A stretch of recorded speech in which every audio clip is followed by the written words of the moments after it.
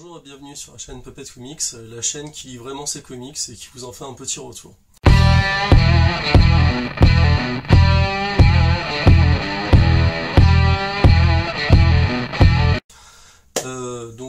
J'ai eu quelques lectures qui sont un peu enchaînées cette semaine et bon, il y a du manga et du comics. Je vais commencer par le manga. Donc le manga, en ce moment c'est plutôt la mode Miura avec le tome 41 de Berserk qui est sorti, et donc Glénat en a profité pour ressortir quelques tomes qui avaient été faits par le studio Gaga et par Miura.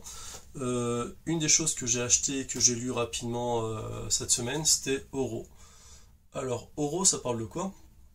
C'est un champion de kendo qui arrive en Mongolie durant le XIIe siècle, durant la fin du XIIe siècle, durant le règne de Gengis Khan. Voilà, où on apprend que Gengis Khan, c'est un ancien seigneur japonais qui avait perdu une grande bataille, et donc qui est allé avec son acolyte en Mongolie, et contrôler finalement la grande horde mongole. Donc voilà. Ce qui est intéressant, c'est le scénariste de Ken le survivant Bjornsson, et c'est aussi donc Kentaro Miura qui fait le dessin. À savoir que dans les influences de Kentaro Miura, on a toujours le problème qu'on avait avec Tetsuhara, c'est-à-dire les proportions. Alors je pense que c'est Kentaro Miura qui avait un peu recopié, mais les proportions finalement des personnages qui peuvent être des fois plus grands que le personnage principal. Donc bon, ça c'était peut-être un défaut qui a été copié par Kentaro Miura sur Tetsuhara. Voilà.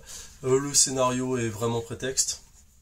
Des grosses scènes de baston, c'est vraiment sympa, ça se lit très très vite. Il n'y en a eu qu'un seul, hein, c'est un one shot. C'est intéressant de savoir après une petite vision un petit peu trop conquérante nippone qu'on pouvait avoir au milieu du XXe siècle, quoi. Bon, après les dessins sont très bien, mais bon, Kentaro Miura commençait véritablement à commencer à avoir un trait personnel, même si là il était un peu brouillon, mais bon, c'était vraiment... Ouais, c'est sympa à lire sans plus, mais c'est pas, ça révolutionne pas le manga game, hein, comme on pourrait dire. Une des éditions que j'attendais beaucoup, qui a été très difficile à se procurer, finalement je l'ai eu dans un magasin que je tairais. Mes libraires n'arrivaient pas à l'avoir parce que bon, il n'y en avait plus, et surtout Avignon, il n'y en avait plus. J'avais déjà communiqué par rapport à ça, de toute façon, sur les réseaux sociaux. Donc il s'agit de la Perfect Edition de Evangelion.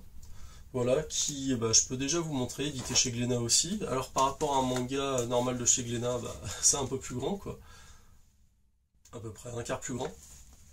Et donc Evangelion, moi c'était une série que j'avais découvert sur Canal+, je crois que c'était les mercredis. Ouais, c'était les mercredis, c'est une émission du mercredi où ils présentaient des mangas. C'est comme ça que j'ai connu Evangelion, Escaflowne et d'autres séries dans le genre. Donc la série, une belle jaquette, bien rigide avec du vernis sélectif. Voilà.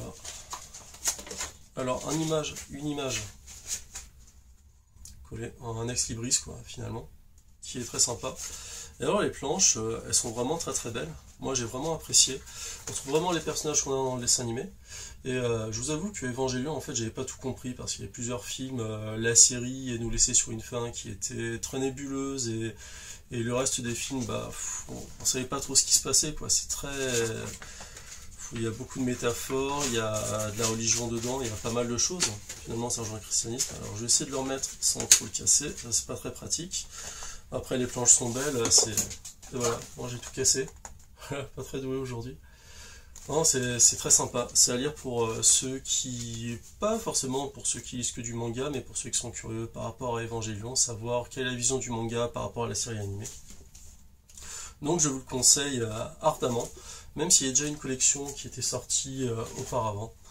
Mais celle-là, elle est complète, les planches sont plus grandes. Alors bon, bien sûr, ça va coincer dans une manga attack, hein. On va faire le test ici, voilà. Oh non, ça rentre. Vous voyez, ça rentre. Donc c'est bon. Vous pouvez vous acheter la Perfect Edition, hein.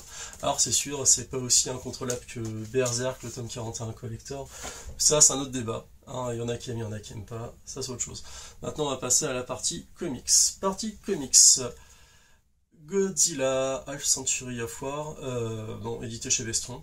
C'est le 3e ou 4e tome chez Godzilla. Bon, je les ai à peu près tous. J'ai bien aimé. Donc le dessin, c'est James Stockway. Le dessin est très particulier, hein. Je vous montre. Les planches sont très belles. J'ai vraiment adoré. C'est un style particulier. Je vous en montre une deuxième. Et j'adore cette vision apocalyptique du Godzilla. Ça raconte l'histoire finalement d'un soldat japonais qui va se battre pendant 50 ans de sa vie contre Godzilla. Et vous allez rencontrer tout le bestiaire habituel de chez Godzilla si vous êtes fan des films des années 50 ou des films qui sont sortis en 2006. Moi j'ai beaucoup apprécié, je trouve que la couverture claque, Vestron a fait du bon boulot. Après Vestron, bah, c'est un éditeur, ça peut se discuter sur certains des choix éditoriaux qu'ils ont, mais moi je trouve que sur Godzilla j'y trouve mon compte. Sur l'histoire des Tortues Ninja, même si elles font pas l'unanimité, au moins ça fait des Tortues Ninja dans l'édition française. Hein.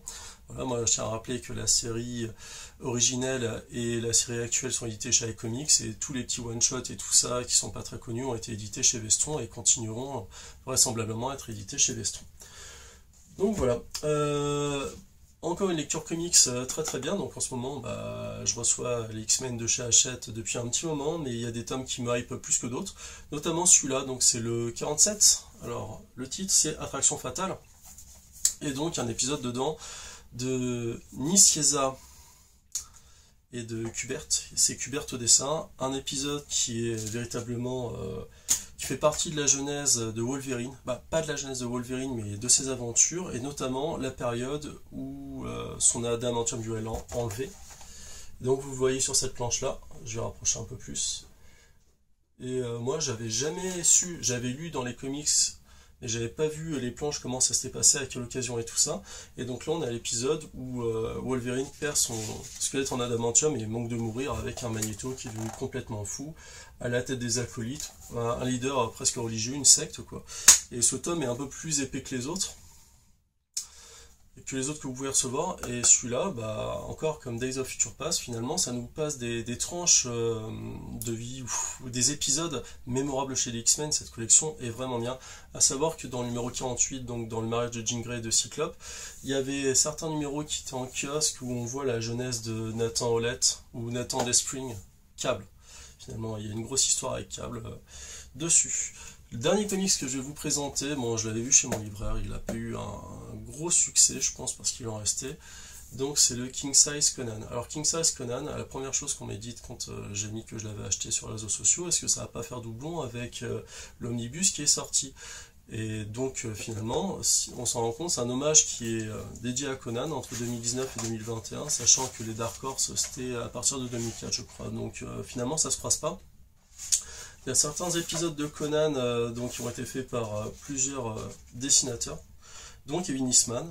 Il y a du scénario aussi qui a été fait par Chris Claremont, qui a été un des grands scénaristes des X-Men, Roy Thomas qui est un habitué de Conan. Pour les dessins, il y a du Steve McNiven, Robert Delatorre, Kevin Eastman, Pete Woods, Jesus Says, très bon dessinateur, Jesus Says, hein. Bah, comme les autres, Carlos Lopez et tout ça. Je vais vous montrer quelques planches, ça vaut vraiment le coup.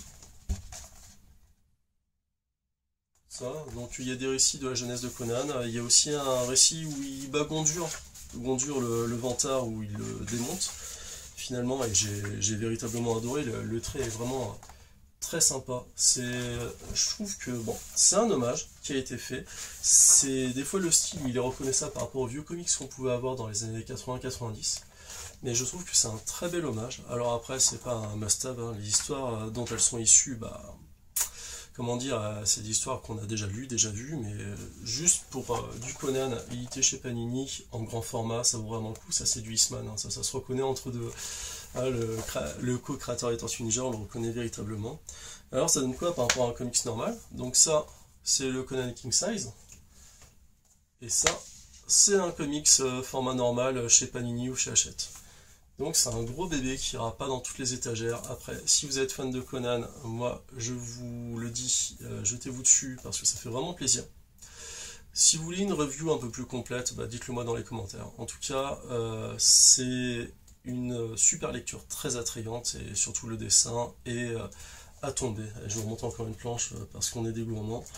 Là, il y a un épisode où ils sont sur un bateau abandonné avec Bélite, ou Belly, je sais pas comment ça se dit. Mais bon, enfin bref, c'est véritablement un des tomes que je préfère de Conan. D'ailleurs, si je ne me trompe pas, je crois que l'Omnibus tome 2 devrait sortir en fin d'année.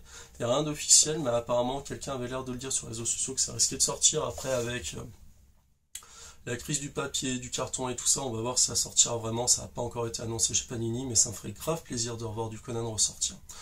Voilà, c'est tout pour l'instant. Pensez à liker cette vidéo, partager, me faire un retour si vous le souhaitez. De toute façon, sur la page de l'outro, vous verrez quels sont les réseaux sociaux, Facebook et Instagram où je suis plutôt actif. Voilà, n'hésitez pas à me faire un retour et à me dire si vous avez aimé cette vidéo. Je vous dis à bientôt et bonne semaine pour la prochaine. Ciao!